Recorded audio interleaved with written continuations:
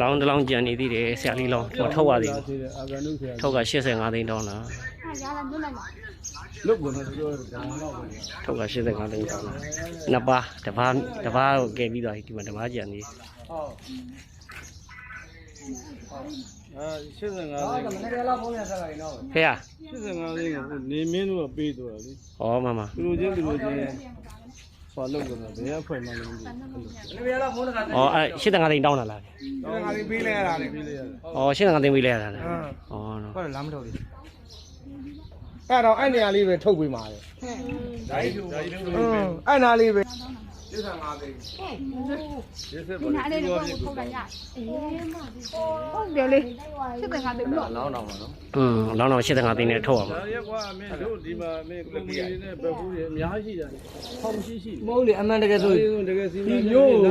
စီလောက်ပဲထည့်ပြီးဟုတ်တယ်မလားအေးစီထည့်ပြီးမလို့လားမျိုးမိကိုပြုတ်နေတယ်ကြည့်ရမှာဆက်ရမ်းနေရတယ်ခေါ်ဓာတ်ရှိပါတယ်ကွာနော်ဟုတ်တယ်ဘာမှမဟုတ်တဲ့နေရာရေးပါဟာကျတော့တကယ်တော့အနေနဲ့တော့ရအောင်အကောင်ကကဲ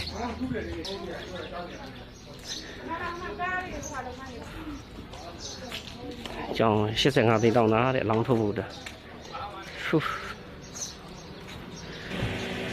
လောင်းထုတ်က85သိန်းတောင်းတာတဲ့ဒီအဆောက်အဦ